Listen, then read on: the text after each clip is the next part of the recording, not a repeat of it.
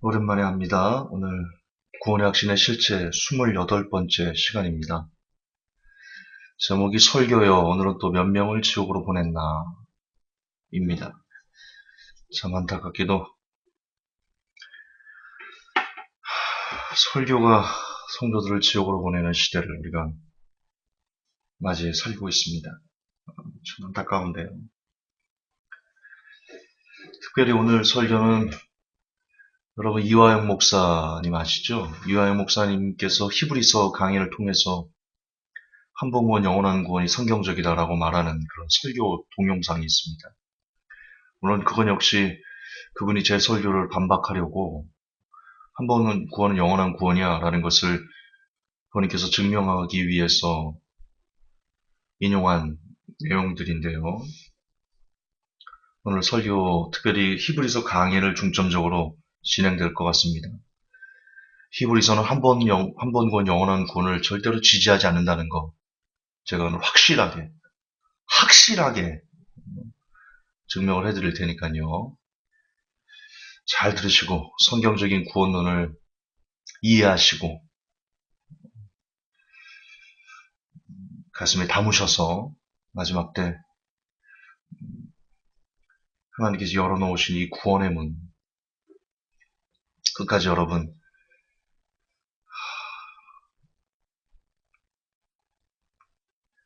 그 길을 잘 걸어가시기를 예수님의 이름으로 부탁드립니다.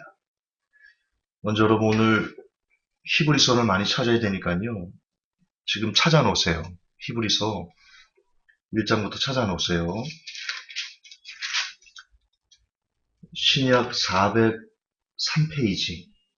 403페이지 히브리서를 찾아놓고 시작을 합시다.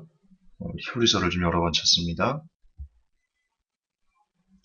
자, 그럼 구원의 확신의 실체 28번째 시작합니다. 어느덧 40번째입니다. 우리가 지금 켄트 켈리의 신학교에서 배우는 겁니다. 지금 이게 신학교에서 신학생들이 한 번 본 영원한 구원이 성경적이야 라는 것을 배우는 지금 신학생들은 그 50가지 켄트 켈리가 구원의 확신이 성경적이다 라고 말하는 50가지 그걸로 시험도 보고요. 그리고 강의도 듣고요. 지금 그러고 있어요. 그리고는 쏟아져 나와서 목사 안수 받고 나와서 이제 목회하면서 여러분에게 설교할 때 이런 걸 써먹는 겁니다. 근데 50가지가 있는데 그 중에 우리가 1번부터 39번까지 끝냈고요. 27탄에 39번까지 끝냈어요. 제가 그전 설교도 얘기했지만 39번까지 끝냈을 때 모두 다 그 성경 해석이 거짓말이었다. 그 신학자가 오랜만에 이런 표현 쓰는데요. 완전 쓰레기 같은 해석을 어거지 해석 내가 복음을 마치 성경적인 것처럼 만들어 놓은 것을 지금 신학교학을 받아서 신학생들이 가르치고 있다. 오늘도 여러분 40번째 앞으로 50번까지가 다 할 건데요. 그리고 기회가 되면 제가 이거를 책으로 만들 건데요.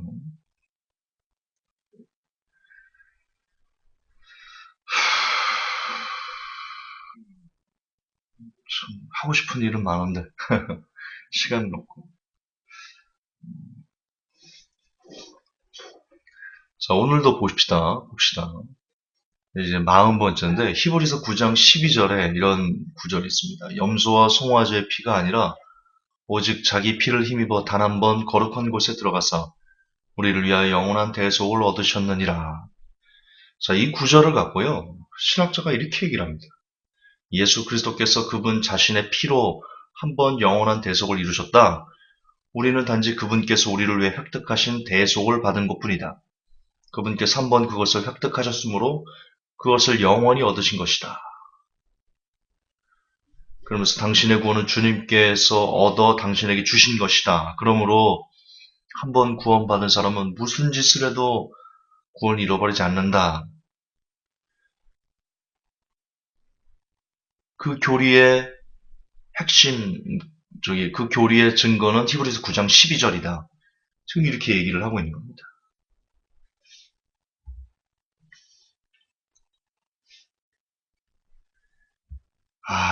참. 참. 여러분, 이걸,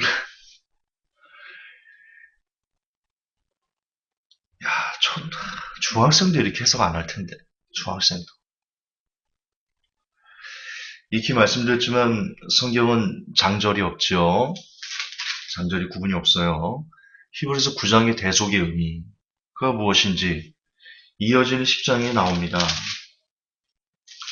우리가 히브리서 이 장절이 있는 것이 장점도 있지만 실은 단점이 더 많아요. 왜냐면 이 장절이 있음으로 인해 가지고 우리가 내용이 끊어진다, 내용이 구분되어 있다, 내용이 분리되어 있다 이렇게 은연중에 무의식 중에라도 생각할 수가 있는데 그러다 보니까 성경 해석이 엉터리가 되고 그러는 건데요. 그렇잖아. 우리가 이 장절의 구분이 없다라고 생각했을 때 9장과 10장이 자연스럽게 이어지거든요. 자연스럽게 이어져요. 솔직히 이것은 나눠서는 안 되는 건데 나눠버렸다 싶을 정도로 그냥 바로 이어지는 내용입니다. 그럼 10장을 좀 봅시다. 아까도 말했지만 9장 12절 우리를 위하여 영원한 구속을 얻으셨다. 이 대속의 의미를 알기 위해서는요. 그냥 계속 이어서 9장과 10장이 이어진 내용이니까 쭉 계속 보면 되는데 10장부터 한번 볼게요.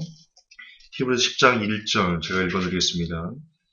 율법은 다가올 좋은 일들의 그림자는 가지고 있으나 그 일들의 형상 그 자체는 아니므로 그들이 해마다 계속해서 드린 그런 희생물로는 거기로 나오는 자들을 결코 완전하게 할 수 없느니라. 지금 무슨 얘기하는 겁니까? 일단 다 읽어볼게요. 지금 이거 한 10장 1절만 읽어도 이게 대속이 무슨 의미인지 알아요. 답을 말씀드리고 갈게요. 짐승 제사로는 온전한 대속이 안 된다. 영원한 대속이 짐승 제사로는 있을 수 없다. 짐승은 계속 들어야 되는데 그러나 영원한 대속 그것을 위해서 예수님께서 오셔서 몸을 찢은 것이다. 그 얘기하고 있는 겁니다. 2절 그랬더라면 경배하는 자들이 한 번에 깨끗게 되어 더 이상 죄들을 의식하지 아니하였을 터이므로 그것들을 드리는 일을 그치지 아니하였겠느냐? 그러나 그 희생물들은 해마다 죄들을 다시 생각하게 하는 것이 있나니 황소와 염소의 피가 죄들을 제거하는 것은 불가능하니라. 짐승 제사로는 불가능하다. 율법 제사로는 불가능하다. 그 얘기하는 겁니다. 5절 그러므로 그분께서 세상에 들어오실 때 이르시되 희생물과 헌물은 주께서 원치 아니하시고 오직 나를 위하여 한 몸을 예비하셨나니 이 한 몸이 예수님입니다. 죄로 인한 번제의 헌물과 희생물들은 주께서 기뻐하지 아니하시나이다. 그때 내가 말하기를 오 하나님이여 보시옵소서 두루마리 책에 나에 대해 기록된 바와 같이 내가 주의 뜻을 행하러 오나이다 하였나이다 하시느니라. 위에서 그분께서 이르시기를 희생물과 헌물과 번제 헌물과 죄로 인한 헌물은 주께서 원치도 아니하시고 기뻐하지도 아니하시나이다 하셨는데 그것들은 율법에 따라 드리는 것이라. 그 뒤에 그분께서 이르시기를 오 하나님이여 보시옵소서 내가 주의 뜻을 행하러 오나이다 하셨으니 그분께서 첫째 것을 제거하시면 둘째 것을 세우려 하심이라. 자 10절 바로 이 뜻으로 말미암아 예수 그리스도의 몸이 단 한 번 영원히 드려짐을 통해 우리가 거룩히 구별되었노라.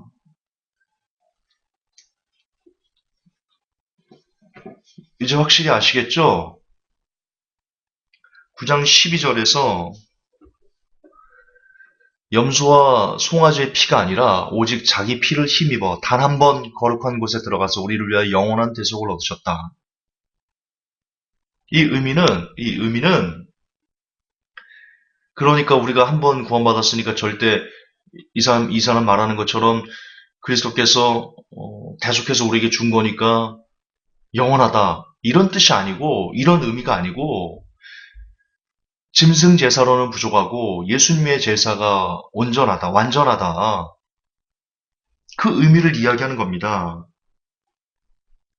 이 글을 쓴 이유가 뭡니까? 히브리서를 쓴 이유가. 읽어보시면 알겠지만 유대인들이 자꾸만 율법을 지켜야 구원을 받는다. 그러면서 계속 짐승 제사를 드리는 겁니다. 그거 아니다. 라는 것을 깨우쳐 주기 위해서입니다. 또한 여러분 히브리서 곳곳을 묵상해 보십시오. 정녕 한 번 구원받으면 영원한 구원을 히브리서가 말하고 있는지 제가 증거를 이제 좀 보여드리겠습니다. 히브리서는 한 번 구원 영원한 구원을 말하고 있나? 아니올시다. 3장 봅시다. 3장 8절에서 19절. 3장 8절 19절.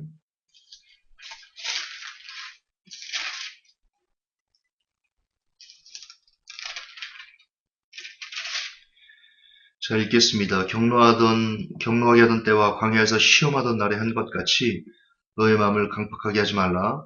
그때 너희 조상들이 나를 시험하여 입증하고 40년 동안 내가 행한 일들을 보았느니라. 그러므로 내가 그 세대로 인해 근심하여 이르기를 그들은 항상 마음속으로 잘못하며 내 길들을 알지 못하도다 하였노라. 이에 내가 진노하여 맹세하기를 그들은 내 안식에 들어오지 못하리라 하였도다 하시나니. 쭉 보세요. 그냥 16절 볼게요. 시간이 많이 가니까. 이는 어떤 자들이 듣고 경노하게 하였기 때문이라. 그러나 모세로 말미암아 이집트에서 나온 모든 자가 그리하지는 아니하였노라. 그러면 40년 동안 그분께서 누구로 인해 근심하셨느냐? 죄를 지어 사체가 광야에 쓰러진 자들이 아니냐? 또 그분께서 누구에게 맹세하셔서 그들이 자신의 안식에 들어오지 못하리라 하셨느냐? 오직 믿지 않은 자들이 아니냐? 자, 이 부분을 제가 왜 가지고 왔냐면요. 이화여 목사께서 그렇게 얘기하셨어요. 출애굽해서 홍해를 건넌 그들이 구원받은 백성들의 모형이다. 그런데 여러분 지금 성경 보면요. 히브리서에서 뭐라고 말하냐면 이 사람들은 지금 출애굽한 사람들이에요. 홍해를 건넌 사람이에요. 하나님께서. 근데 40년 동안 그들이 들어오지 못했어요. 왜? 그 안에서 범죄하고 끊임없이 하나님을 시험하고 원망하고 불평하고 그리고 송아지를 형상을 만들어서 자기들을 구원한 신이다 막 뛰놀고 이렇게 죄를 범하고 계속 강팍하게 그들의 마음을 돌이키지 않고 죄를 물맛이 행하니까 하나님이 안식에 들어오지 못하게 막았다 이렇게 기록하고 있지 않습니까? 구원받은 백성의 모형이 아니에요. 출애굽한 사람들은. 홍해를 건넌 사람들은 구원받은 백성의 모형이 아니라고요. 그리고 구원받은 백성의 모형이라고 할지라도요, 구원받았어도, 막말로, 이화여 목사님 말대로, 그래, 구원받았어. 근데 하나님께 계속해서 불순종하니까 버림받잖아요. 멸망당하잖아요. 한 번 구원, 영원한 구원은 영원하지 않아요. 성경은 그것을 증명하고 있다니까요. 증거를 또 보여드릴게요. 4장 1절부터 11절을 보세요. 이거는 좀 다 읽을게요. 중요하니까. 4장 1절부터 11절. 그러므로 우리는 두려워할지니, 자, 그러므로니까 3장하고 이어지는 겁니다. 3장에, 보라, 출애굽하고 홍해 건넌 그 사람들도 하나님께 범죄하니까 하나님이 버리시지 않냐. 그러므로 우리는 두려워해야 된다. 지금 이렇게 말하고 있는 거예요. 버림받으니까 두려워해야 된다. 계속 강조합니다. 출애굽하고 홍해를 건넌 그 사람들도 막말로 이하영 목사 말대로 그들이 구원받은 백성의 모형이라 할지라도 그러므로 그래도 그들이 광야에 쓰러졌지 않냐. 하나님께 버림받았지 않냐. 그러므로 우리는 두려워해야 된다. 왜? 그분의 안식에 들어갈 약속이 우리에게 남아있을지라도 약속이 있어요. 하나님께서 그래 너 그렇게 믿으면 내 안식에 들어올 수 있으라 약속을 주셨어요. 그러나 그럴지라도 너희 중에 어떤 사람이 거기에 이르지 못할까 염려되기 때문이다.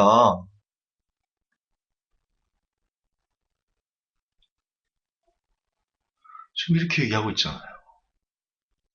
성경을 책으로 읽으시라니까요. 책으로 이어서 쭉 읽으시라니까요. 장절 구분 없이. 그러면 보여요. 답이 보여요. 성경이 보여요, 그러면. 2절, 우리뿐만 아니라 그들에게도 복음이 선포되었으나 선포된 그 말씀이 그것을 들은 자들 속에서 믿음과 섞이지 아니하였으므로 그들에게 유익이 끼치지 못하였느니라. 이것도 지금 논란이 되는 부분인데요. 제가 해석해 드릴게요. 3절.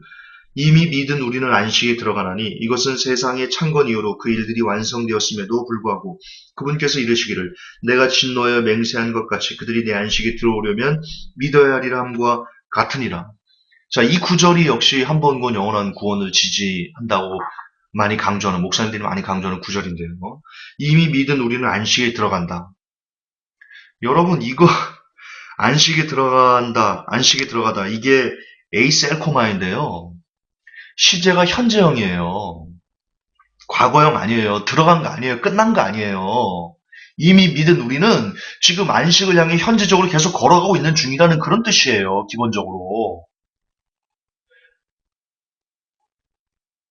믿음은 영생에 동참하는 거잖아요. 걸어가는 거 맞잖아요. 제가 요한복음 강의할 때 말씀드렸잖아요. 예수님께서 영생을 디도미, 현재형이라니까요. 영생을 주고 있는 중이에요. 그 영생을 우리가 걸어가고 있는 중이에요. 현재적으로. 근데 과거가 아니에요. 끝나지 않았어요. 아직 안식에 폭하고 들어간 건 아니라고요. 그래야 믿음은 안식을 향해 걸어갈 수 있어요. 믿는데도 안식을 향해 걸어가지 못한다? 그거는 이단이죠.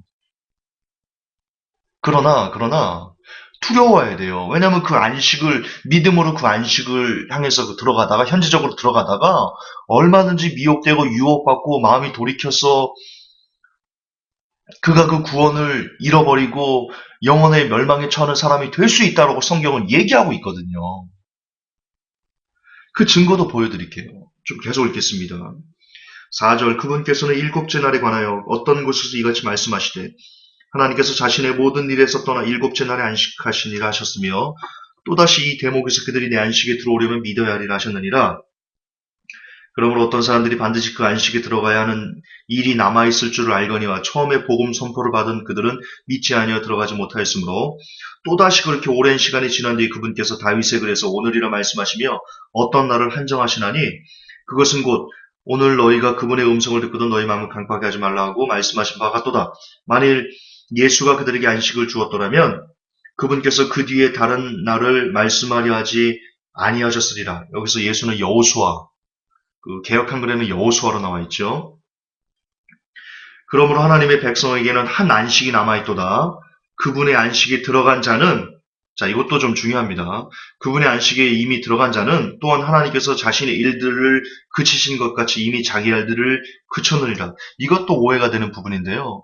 여기서 안식에 들어간 자, 이거는 과거형으로 쓰였습니다. 과거 능동 단수입니다. 시제가 과거 능동 단수예요. 그 수동이 아니에요. 누가 들어가게 해주는 게 아니에요. 자기가 들어가는 거예요. 그리고 과거예요. 이거 저거 얘기하는 겁니다. 지금 이 여호수아 나오면서 안식에 이미 들어간 사람들, 우리 조상, 믿음의 조상들, 믿음을 갖고 이미 죽은 사람들, 그래서 하나님의 안식에 들어간 사람들, 단순히 그거 얘기하는 거예요. 이 믿음이 현재 우리가 믿었기 때문에 안식에 들어갔다, 이 뜻을 말하는 게 아니고요. 그건 전혀 얼토당토하는 성경 해석인데, 이걸 갖고 봐라, 믿음은 이미 안식에 들어간 거다, 이렇게 얘기하는 목사님들이 아주 많다는 거. 진짜 완전 엉터리 해석입니다. 완전 엉터리 해석입니다.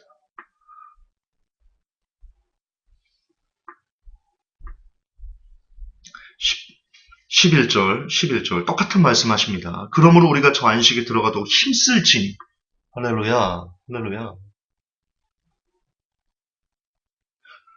여러분 안식에 들어가도록 힘쓸지니 왜 힘쓰라고 그래요? 한 번은 영원한 구원이고 무슨 죄를 저도 짓지 않고 그냥 한 번 딱 믿기만 하고 영접기도 하고 마음으로 싹 믿어버리고 입으로 고백해서 구원이 끝나버리면 아니 히브리서 기자가 왜 힘쓰라고 그래요? 힘쓰라고 안식에 들어가도록 왜 두려워하라고 그래요? 그분의 안식에 들어갈 약속이 있어도 거기 이르지 못할 사람이 있으니까 왜 두려워하라고 그러냐고요? 좀 진짜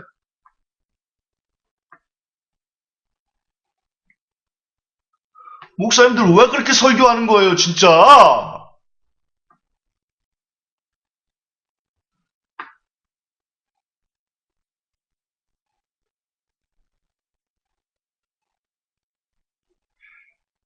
4장 11절 다시 한번 보세요. 그러면 우리가 저 안식에 들어가도록 힘쓸지니 이것은 왜 힘써야 되냐면 아무도 그 믿지 아니하던 동일한 본을 따라 넘어지지 아니하게 하려 함이라.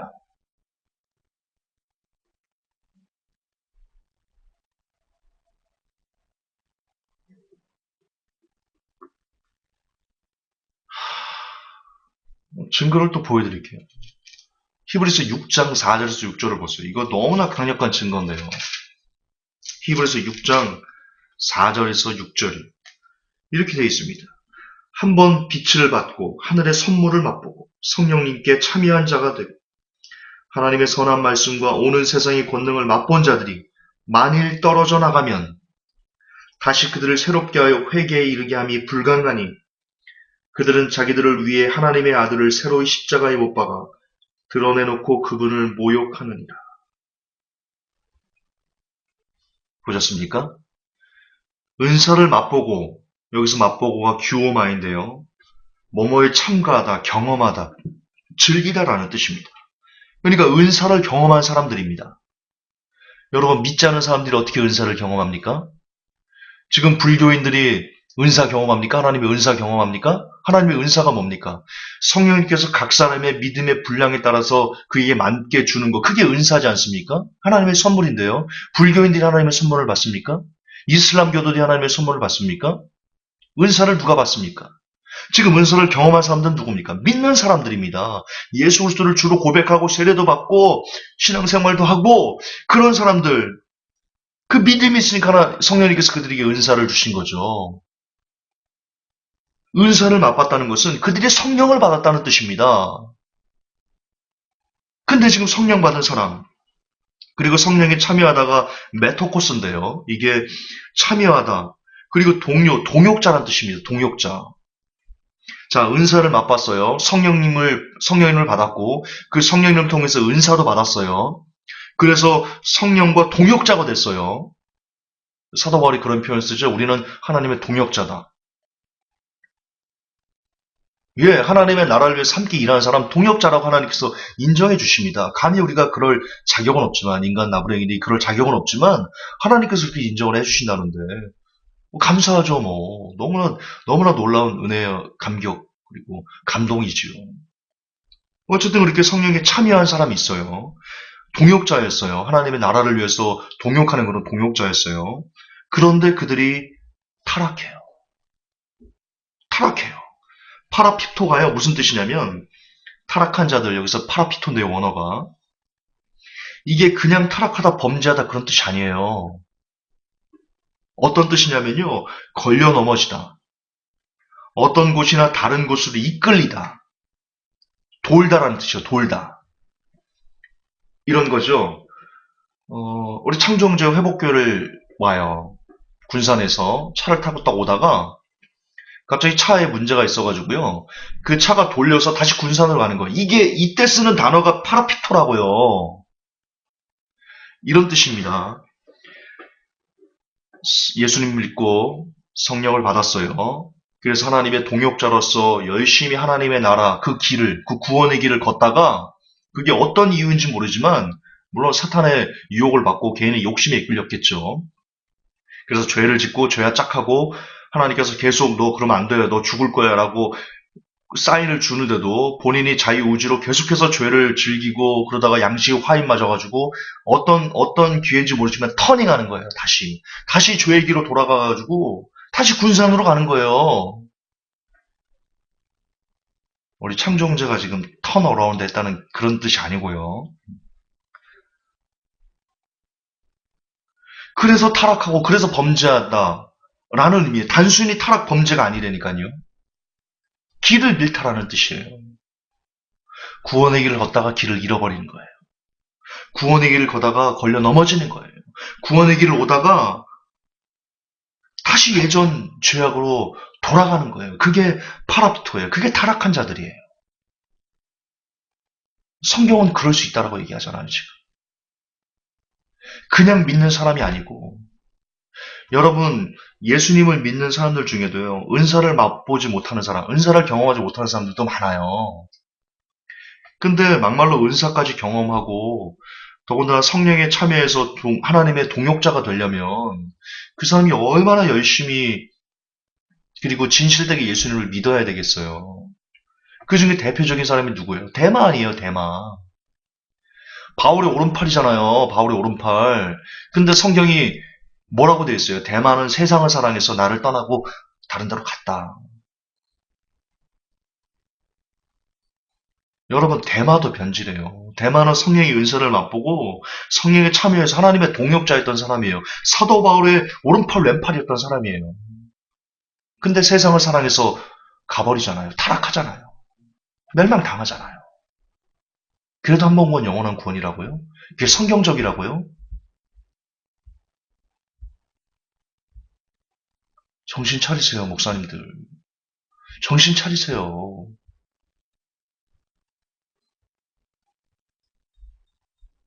지금 어리고 전도서 나부레이가 설교한다고 그렇게 듣지 마시고요. 정신 좀 차려요, 좀.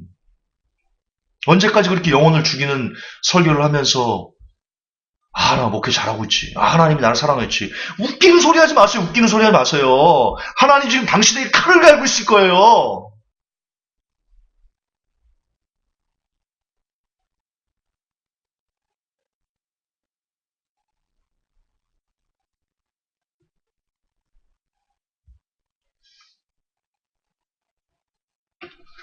여러분 다시 9장 12절로 돌아갑시다. 다시 9장 12절.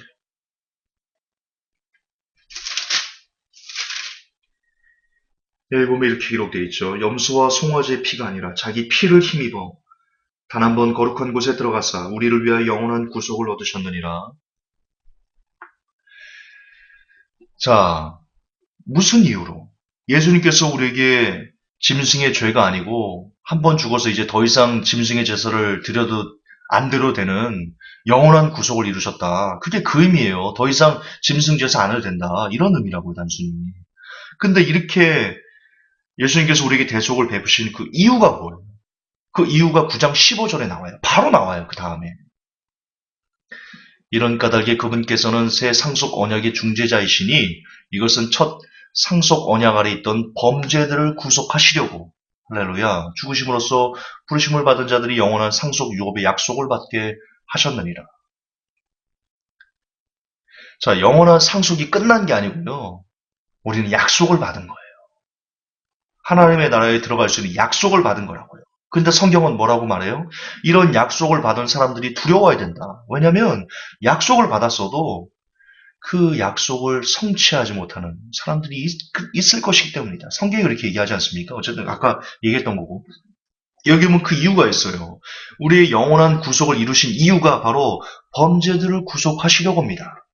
즉, 즉, 죄악된 우리의 삶을 해방해 주시기 위해서 예수님께서 우리를 위해서 대속이 되셨는데, 십자가를 지신 건데, 그런데 우리가 계속 죄를 즐긴다면, 그리고 나아가 계속 죄를 즐겨도 무조건 천국이라면, 한 번 구원받았으니까, 그렇게 말한다면, 예수님의 대속은 무슨 의미가 있는 거죠? 다시요.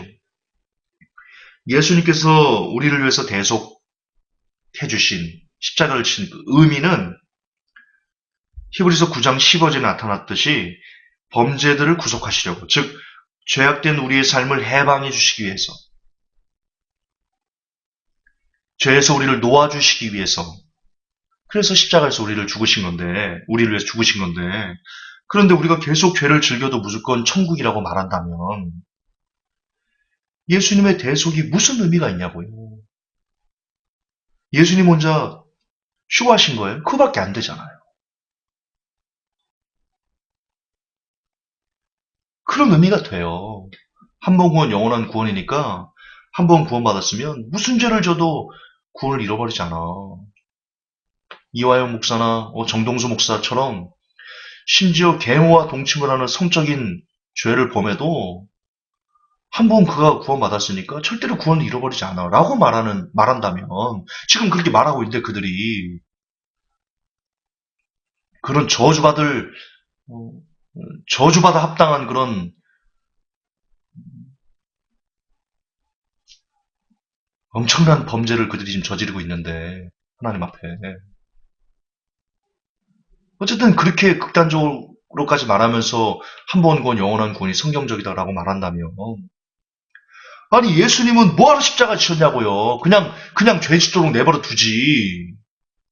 죄를 해방하시기 위해서 우리 십자가를 지신 건데 계속 우리가 죄를 즐겨도 된다면 무슨 의미야 예수님의 십자가는.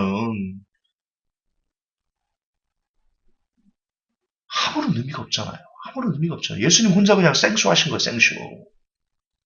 이게 얼마나 큰 신성 모독이냐. 한 번 구원, 영원한 구원이 얼마나 큰 신성 모독이냐고요, 좀. 아우, 좀 진짜.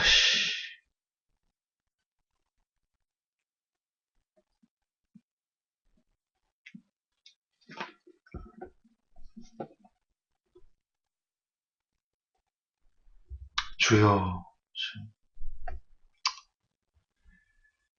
주여. 여러분, 죄를 즐긴다는 의미는요, 히브리서 10장 26절에서 이 구절을 보면,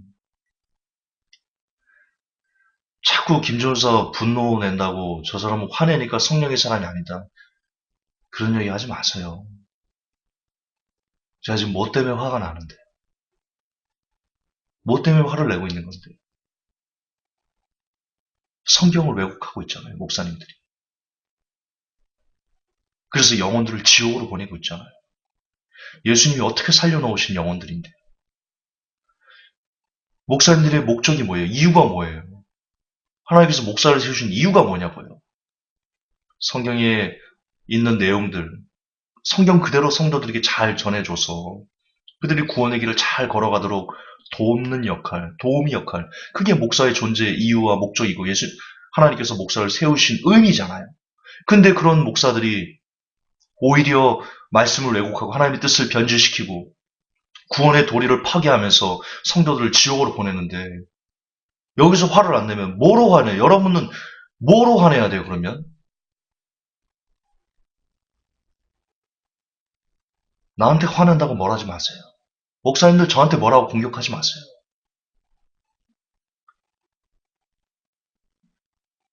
그러지 마세요.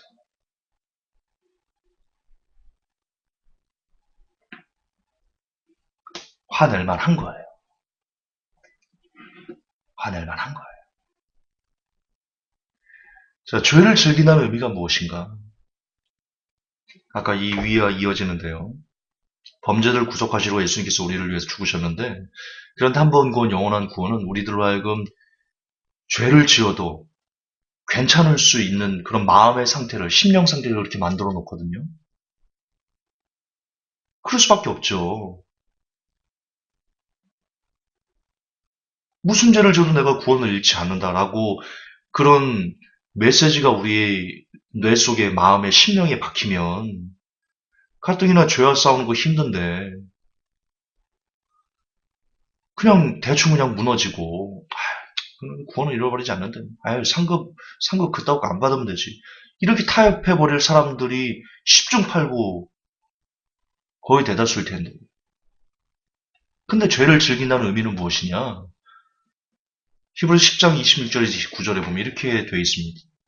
우리가 진리에 관한 지식을 받은 뒤에 고의로 죄를 지으면 다시는 죄들로 인한 희생물이 남아있지 아니하고 대적들을 삼킬 불같은 경노와 심판에 대하여 두렵게 기다리는 일만 남아있느니라. 모세의 율법을 멸시한 자도 두세 증인으로 인해 국류를 얻지 못하고 죽었거늘 하물며 하나님의 아들을 발로 밟고 자기를 거룩히 구별한 언약의 피를 거룩하지 아니한 것을 여기며 은혜의 영께 무리에 행한 자가 당연히 받을 형벌은 얼마나 더 극심하겠느냐. 너희는 생각해보라.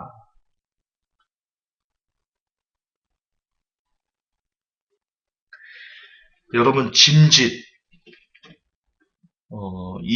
여기 보면 고의로 죄를 지으면 이게 개역 한글에는 짐짓이라고 되어 있거든요. 원어가 헤쿠시오스입니다. 이게 뭐냐면 자유의지를 가지고요. 자발적으로 자진해서 기꺼이 죄를 짓는 걸 말합니다. 실수로 죄를 짓거나 혹은 죄의 유혹과 싸우다가 육신이 연약해서 죄를 짓는 그러면서 양심이 너무나 고통스럽고 사도바울의 고백이 그런 거지 않습니까? 내 육이 죄를 내 속은 죄를 싫어하는데 육이 자꾸 죄를 나를 이끈다. 오라 이 곤고한 자라. 그렇게 죄와 싸웠죠. 그런 거 말고 자유의지를 가지고 자발적으로 자진해서 기꺼이 즉 아무런 양심의 가책도 없이 죄를 즐기는 상태를 말합니다. 그런 사람은요. 그 죄들을 회개하게 할 수 있는 사해해 줄 수 있는 희생물이 남아있지 않대요. 그리고 그런 죄는 뭐냐? 자유의지를 가지고 기꺼이 자발적으로 자진해서 죄를 짓는 것은 뭐냐? 그거는 하나님의 아들을 발로 밟는 것이랍니다. 그런 사람이 받을 형벌이 얼마나 더 극심하겠나. 그런 사람들은 대적들을 삼킬 불같은 경로와 심판밖에는 그게 남아있지 않다. 그렇게 얘기를 합니다. 여기서 짐짓, 헤쿠오시오스가 어디서 쓰인 단어냐면 베드로전서 5장 2절에 너희 중에 있는 하나님의 양무리를 치되 부득이함으로 하지 말고 오직 하나님의 뜻을 쫓아 자원함으로. 여기서 이 자원함이 헤쿠오시스입니다. 헤쿠시오스. 그러니까 즐거움으로 그러는 건데 죄를 즐긴다는 의미는 그런 거예요. 죄를 즐긴다는 의미는 이제 우리에게 경로와 심판만이 기다리고 있는.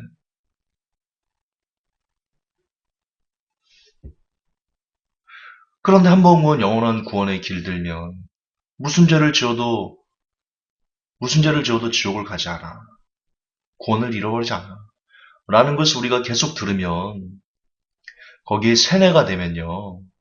우리는 죄와 너무나 쉽게 타협할 수밖에 없어요. 근데 여러분, 죄에는 힘이 있거든요. 죄의 권세가 있어요. 그게 뭐냐면요. 우리 양심을 마비시켜서 죄를 죄라고 느끼지 못하게 만들어 놓는 그런 독이, 그게 권세예요. 죄의 권세예요. 그래서 어느 순간에 그렇게 죄에 타협해서 죄를 계속 반복해서 짓다 보면요. 어느 순간 양심이 둔해지고, 그래서 자유의지를 가지고 죄를 지어도 아무런 양심의 거리낌이 없는 그런 상태에 이르고 말아요. 그게 죄의 권세예요. 근데 그것을 누가 만드냐? 그러면 이제 경로와 심판밖에 안 남았는데, 바로 이제 지옥인데 죽으면, 그런 상태의 문을 누가 열어주냐? 교리적으로 한국은 영원한 구원이 그 문을 열어준다는 것이죠. 그래서 위험한 거예요. 말씀의 결론을 내리겠습니다.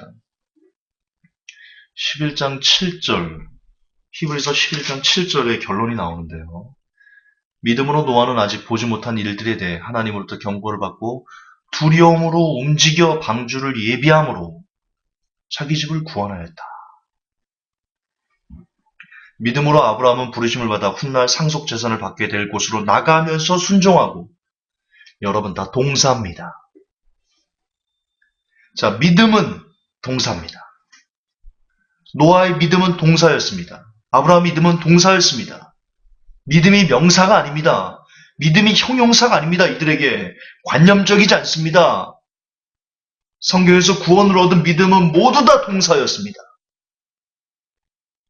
즉, 믿음은 성경에서 우리에게 요구하는 그 믿음은 무엇이냐? 구원에 이를 수 있는 살아있는 믿음은 무엇이냐? 그것은 움직이는 믿음, 순종하는 믿음, 즉 행함 있는 믿음이라는 것입니다. 그게 결론이에요. 히브리서의 결론이 그거예요. 살아있는 믿음은 움직이는 믿음이다. 움직일 때만이 살아있다. 그거 알아요? 랄랄랄랄랄랄랄랄라 살아서 장까지. 그래요. 살아있는 것은 움직이는 거예요. 죽은 것만 움직이지 않아요. 그런데 우리의 믿음, 오늘날 여러분들이 가르쳐주는 그 믿음은 죽었어요, 살았어요? 대체로 다 관념적이에요. 형용사고 명사예요. 마음으로 믿어 의에 이르고 입으로 시인해 구원을 얻는다. 그게 동사예요? 그게 동사예요? 그래, 입만 구원받는 거예요? 아니에요. 믿음은 움직여야 돼요. 살아있는 건 움직여요. 죽은 것만 움직이지 않아요. 살아있는 건 움직여요. 죽은 것만 움직이지 않아요. 살아있는 건 움직여요. 죽은 것만 움직이지 않아요. 아멘, 그래요. 여러분의 믿음이 살았어요? 살아있는 구원받을 만한 믿음이에요? 그러면 움직여야 돼요. 행해야 돼요. 열매를 맺어야 돼요. 나타나야 돼요. 그걸로 여러분의 믿음이 살아있는지 죽었는지를 증명해낼 수 있는 거예요. 행함이 없는 믿음, 그 자체가 죽은 믿음이라 천국에 이룰 수 없어요. 그러나 한 번 구원, 영원한 구원의 확신은 우리로 하여금 움직이려는 것을 현저하게 그 동력을 빼앗아요.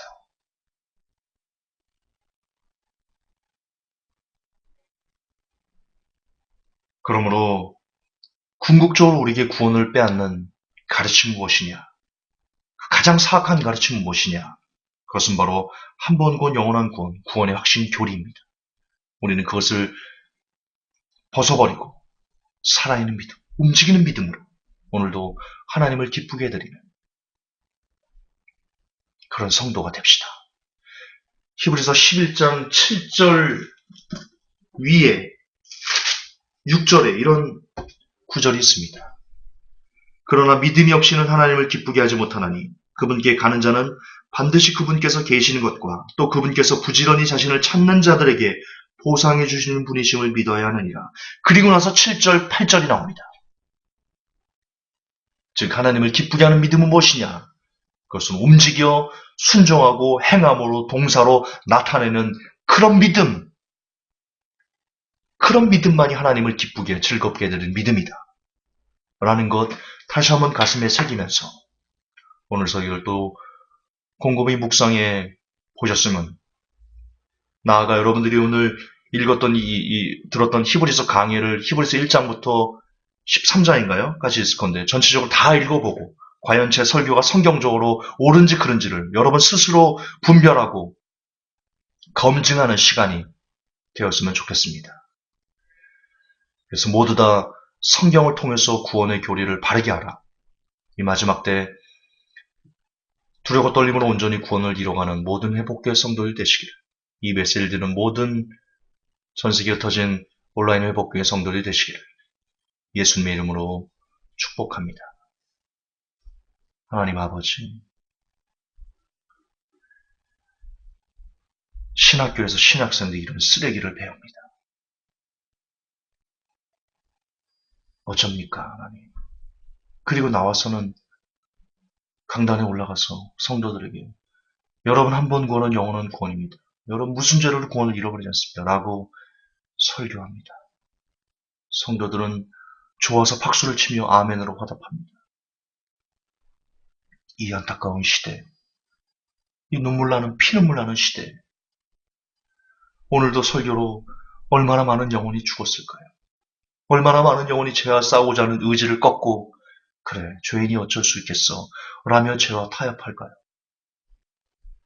하나님, 부디 이 땅에 3번 구원, 영원한 구원, 구원의 확신이라는 이런 더러운 교리가 부디 사라질 수 있게 하나님 도와주시옵소서.